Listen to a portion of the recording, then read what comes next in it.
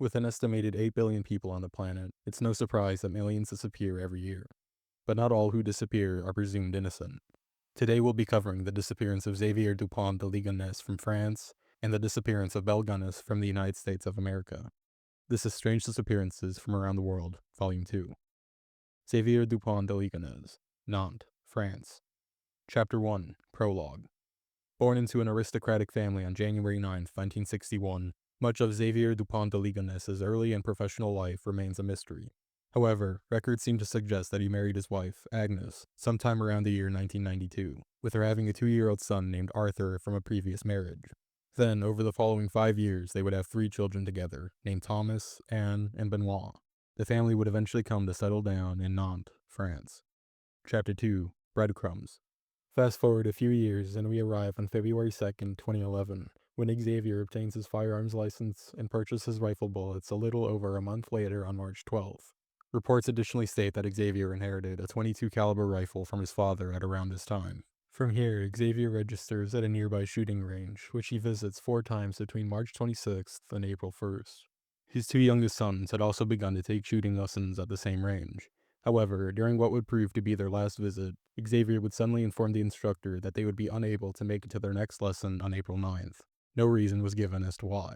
Around the same time as these visits, a sales receipt would show that Xavier traveled around 200 miles away from his home in Nantes to purchase a variety of things, including a roll of garbage bags from a DIY store.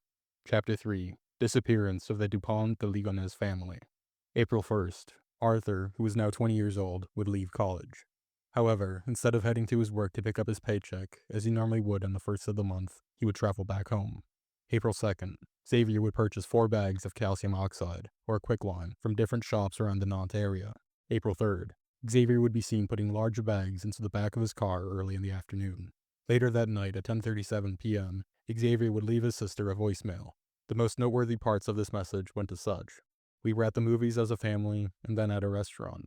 If it's not too late, call me back. I'm going to put the kids to bed and say goodnight to everyone. Talk to you soon, maybe."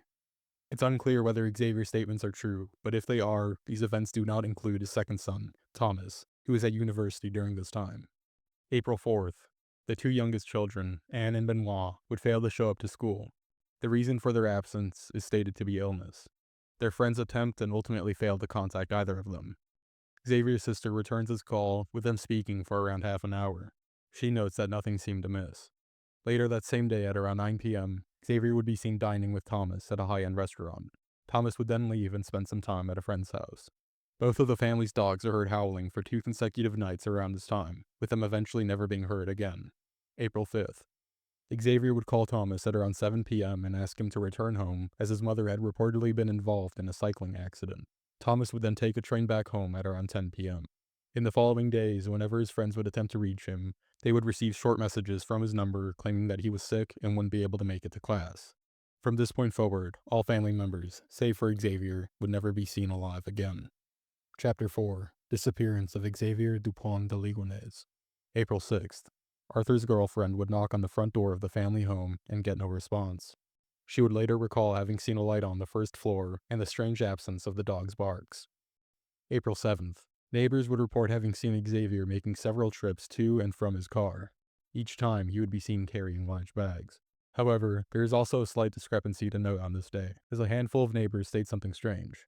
They are adamant that they had seen and even spoken to Agnes while she was walking one of the family's dogs. It is, unfortunately, impossible to verify these claims. April 8th. Xavier writes on a Catholic online forum. He also emails his brother-in-law, mother, and sister. This marks the final time he was online at the family's IP address. April 11th. Anne and Benoit's school receives a letter signed by Xavier. The letter states that they would be leaving school as their family would be moving to Australia as part of Xavier's work. Similarly, Agnes's work would receive a letter of resignation signed by her. Finding this strange, her boss would attempt to contact her to no avail. A charge on Xavier's credit card would then reveal that he spent the night at a hotel around 360 miles south of the family's home. From this point forward, Xavier continues to travel further and further from his family home. April 13th. The neighbors back in Nantes begin to suspect that something is wrong when they notice that the house's shutters have been closed for more than a week. They contact the police, who fail to respond to their concerns. Xavier's trail eventually leads to April 14th, when he is spotted for the last time by a hotel security camera. The next day, he checks out of the hotel and abandons his vehicle.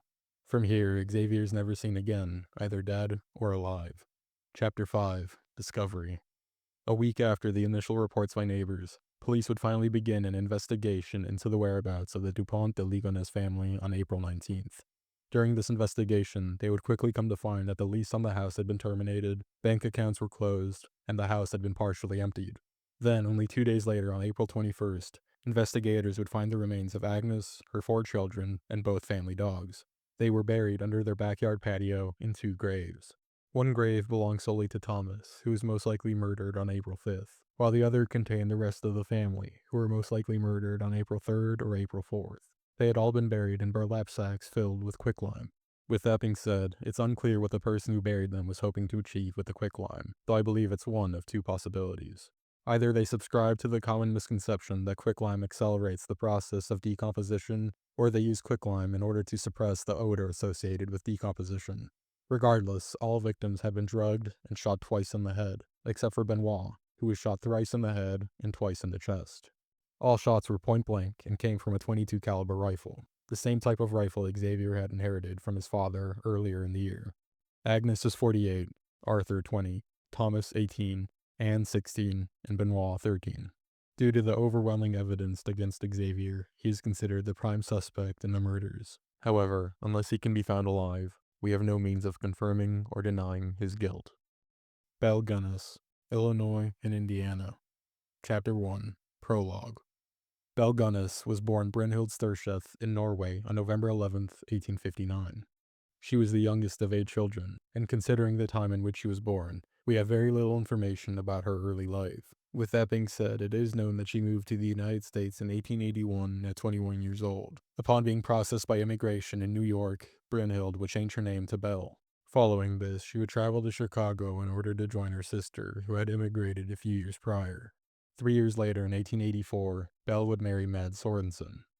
Chapter 2. Coincidences. Around 10 years later, in 1894, Belle and Mads would open up an unsuccessful confectionery store. Less than a year into this business venture, and their store would burn down under mysterious circumstances. Regardless, the couple would collect the insurance money from the business and purchase a new home.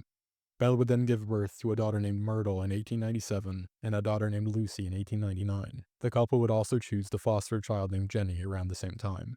Then, on July 30th, 1900, her husband, Mads, would suddenly pass away.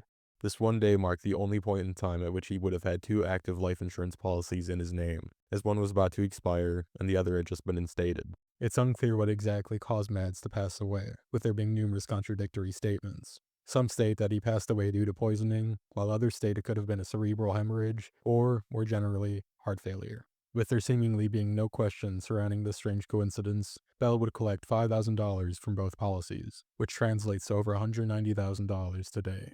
Using this newfound wealth, Belle would purchase a 48-acre farm located in Indiana and subsequently marry a man named Peter Gunness on April 1st, 1902. However, only around 8 months later, Peter would also pass away. The reason? The back of his skull had been smashed in. Defending herself, Belle would state that Peter had been reaching for something on a high shelf when a meat grinder would suddenly fall onto his head, killing him instantly. Despite suspicion falling upon Belle, Peter's death would ultimately be ruled an accident. She would collect $3,000 from a life insurance policy in his name, which translates to over $115,000 today. 3 years after Peter's death, Belle would begin placing ads in various Chicago newspapers. In these ads, she would attempt to lure in various men to live on or invest in her farm. Upon arriving with their thousands of dollars, they would never be heard from again. Whenever family would then attempt to reach the loved ones who traveled to her farm, she would already have an excuse on hand as to their whereabouts. Chapter 3. Discovery.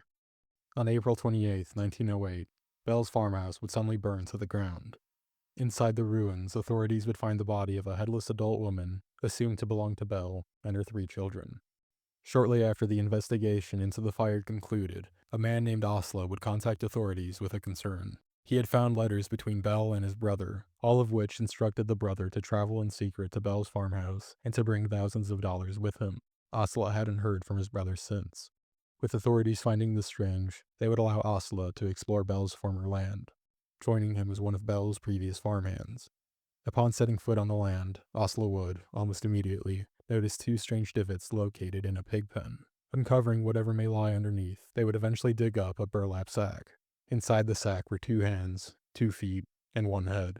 Oslo would identify these body parts as belonging to his brother.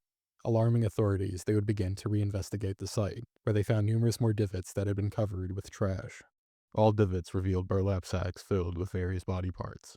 Their contents: arms removed at the shoulders, legs severed at the knees, and heads with evidence of blunt trauma.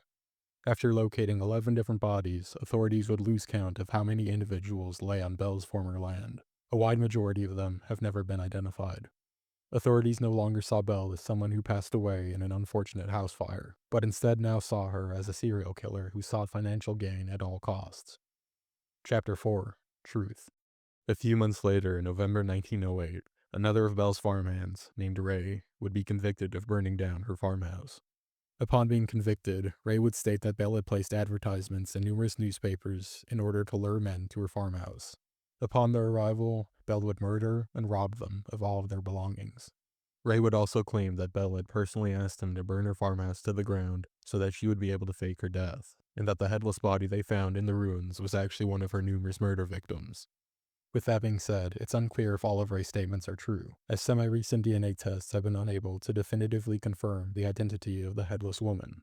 Nevertheless, Belle's final victim count is generally considered to be 14 people, though some sources estimate that it could be as high as 40. Closing statements. If you made it to the end of this video, I truly want to thank you from the bottom of my heart. I know this video took a little while to get out, and I sincerely apologize for the wait. I hope to start making more longer form videos this year, and if you have any suggestions on any topics you'd like me to discuss next, please feel free to let me know. But with that being said, until the next video, please be sure to take care of yourself and stay safe out there.